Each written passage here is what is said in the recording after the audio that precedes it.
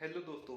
स्वागत आप सभी का हमारे यूट्यूब चैनल पे और मैं हूं आपका दोस्त उदित महेश्वरी। तो दोस्तों, आज के इस वीडियो में हम लोग डिस्कस करेंगे दीपक नाइट्रेट के बारे में।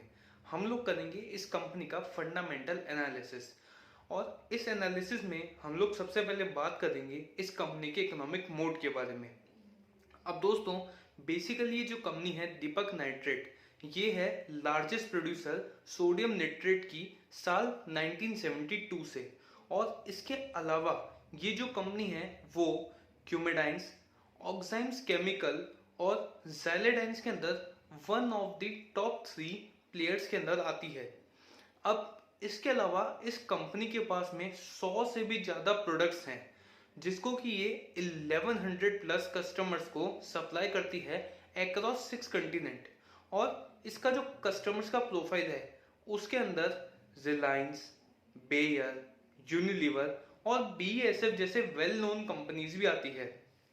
अब दोस्तों, ये जो केमिकल सेक्टर का बिजनेस है इसके अंदर जो सबसे बड़ी दिक्कत है वो ये कि यहाँ पर प्रोडक्ट की जो डिफ्रेंसिएशन है वो ज़्यादा नहीं है। और इसके अलावा यहाँ पे जो न्यू एंट्रेंट्स का थ्रेट है वो भी हमेशा बना रहता है। अब दीपक नाइट्रेट के केस में इस कंपनी के पास में काफ़ी अच्छा खासा प्रोडक्ट डिफरेंशिएशन है।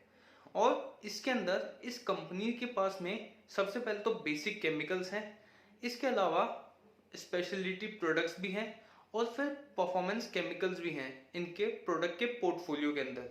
और दोस्तों, अभी थोड़े टाइम पहले ही इस कंपनी ने 1400 करोड़ का निवेश किया था दीपक फेनोलिक्स के अंदर, जो कि अभी हाल फिलहाल में इनकी नई सब्सिडरी कंपनी है।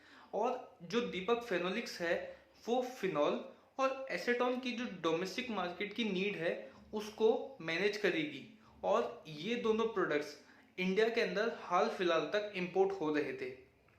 अब आइए दोस्तों, हम नेक्स्ट बात करते हैं इस कंपनी के बिजनेस मॉडल और मैनेजमेंट के बारे में।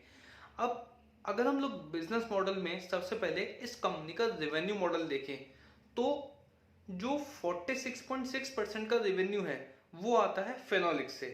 इसके अलावा 21.9% का जो रेवेन्यू है वो आता है बेसिक केमिकल से, 13.6% का रेवेन्यू आता है फाइनल स्पेशलिटी केमिकल से और जो बचा हुआ 17.9% का रेवेन्यू है वो आता है परफॉर्मेंस प्रोडक्ट से। अब दोस्तों, इसके अलावा इस कंपनी की जो प्रोडक्शन के प्लांट हैं वो इंडिया के अंदर काफ़ी सारी लोकेशंस में है इस वक्त। और जो परफॉर्मेंस प्रोडक्ट हैं वो मैन्युफैक्चर होते हैं हैदराबाद के अंदर। इसके अलावा जो बेसिक केमिकल है वो मैन्युफैक्चर होते हैं दहेज और नांदेसरी प्लांट में। अब दोस्तों, इसके अलावा हम लोग अगर इस कंपनी के मैनेजमेंट के बारे में बात करें तो मिस्टर दीपक मेहता जो हैं वो एट प्रेजेंट इस कंपनी के प्रमोटर प्लस मैनेजिंग डायरेक्टर भी हैं। और इन्हें ये कंपनी को रन करते हुए 40 साल से भी ज़्यादा हो चुके हैं। इसके अलावा मिस्टर उमेश असाईकर जो हैं वो इस कंपनी के सीईओ हैं सिंस सितंबर 2008। अब दोस्तों, अगर हम लोग इस कंपनी की रेवेन्यू ग्रोथ देखें तो लास्ट के 10 सालों के अंदर इस कंपनी के रेवेन्यू ने 12.74% की सीएजीआर की ग्रोथ को अचीव किया है। इसके अलावा अगर हम लोग ऑपरेटिंग प्रॉफिट की सीएजीआर ग्रोथ देखें तो वो रही थी 30.67%। और सिमिलरली नेट प्रॉफिट की जो सीएजीआर है वो है 36.07%। अब दोस्तों, इसके अलावा अगर आप इस कंपनी के फाइनेंशियल ईयर 2019 और फाइनेंशियल ईयर 2020 के रिजल्ट्स को देखेंगे तो ऑपरेटिंग प्रॉफिट के अंदर दुगना इंक्रीज हुआ है। वहीं जो नेट प्रॉफिट है उसके अंदर 3 टाइम्स की ग्रोथ इस कंपनी ने अचीव करी है। अब दोस्तों, इसकी जो सबसे बड़ी वजह थी वो थी दीपक फेनोलिक्स के अंदर इस कंपनी के द्वारा किया गया इन्वेस्टमेंट। और इंडिया में जो फेनॉल्स की डिमांड है उसके अंदर भी एक काफ़ी अच्छा सर्ज आया है। वो भी वन ऑफ द रीज़न है कि इस कंपनी की जो सेल्स है उसके अंदर ट्रमेंडस ग्रोथ इस कंपनी ने अचीव करी है। अब दोस्तों, अगर हम लोग नेक्स्ट इस कंपनी के मार्जिन को देखें तो अगर यहाँ पे हम लोग सबसे पहले ग्रॉस मार्जिन को देखें तो over the period of time जो ग्रॉस मार्जिन है वो काफ़ी अच्छे से इम्प्रूव हुआ है।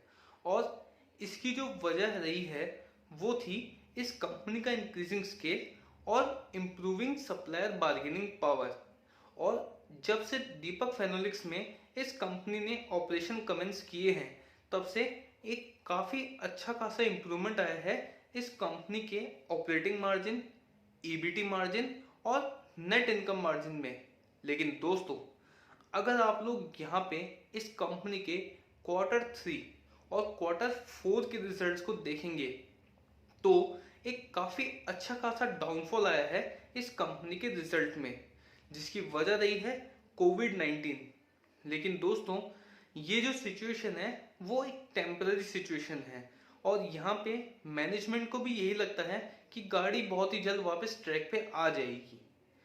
अब दोस्तों, अगर हम लोग नेक्स्ट इस कंपनी के कैश फ्लोज के बारे में बात करें, जिसमें हम लोग सबसे पहले देखें फ्री कैश फ्लोज को, तो लास्ट के 5 सालों में अगर हम ओवरऑल टोटल देखें फ्री कैश फ्लोज का तो वो नेगेटिव ही रहा है। लेकिन अगर आप लोग मार्च 2020 के जो फ्री कैश फ्लोज हैं उसको प्रीवियस ईयर के फ्री कैश फ्लोज से कंपेयर करेंगे तो एक काफ़ी अच्छी ग्रोथ आई है इस कंपनी के फ्री कैश फ्लोज के अंदर, जिसकी वजह रही है इस कंपनी का रिड्यूसिंग केपेक्स और इंक्रीजिंग वर्किंग कैपिटल।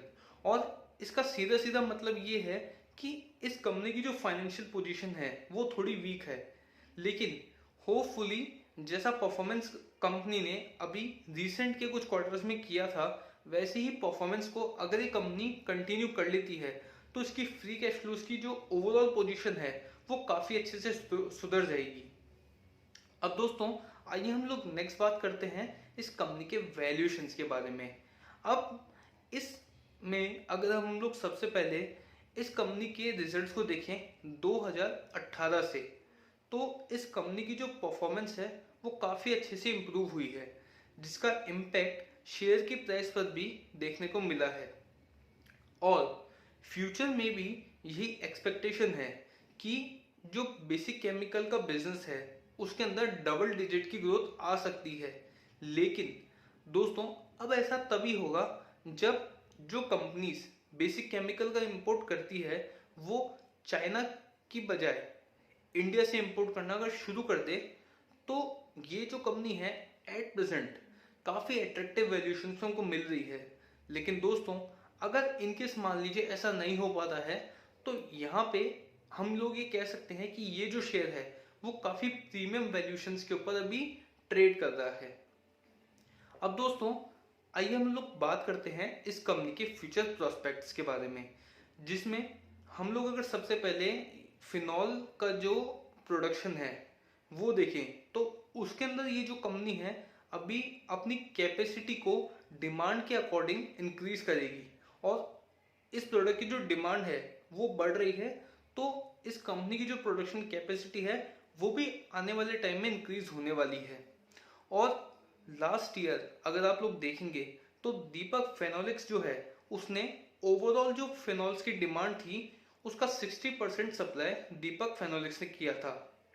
और एसीटोन की जो ओवरऑल डिमांड थी इंडिया के अंदर उसका 67% का सप्लाई दीपक फेनोलिक्स ने किया था। और इसलिए इनकी जो सेल्स है उसके अंदर सडनली इतना इंक्रीज आया था। लेकिन दोस्तों, अब ऐसा ही जो अगला बड़ा जंप रहेगा वो तभी आएगा जब कंपनीज जो कि फॉरेन की कंपनीज है वो चाइना से ये सारा माल मंगाने के बजाय इंडिया से माल मंगाए, तब दीपक नाइट्रेट जो है इसकी जो सेल्स है उसके अंदर इतना अच्छा ग्रोथ कंपनी दोबारा अचीव कर सकती है।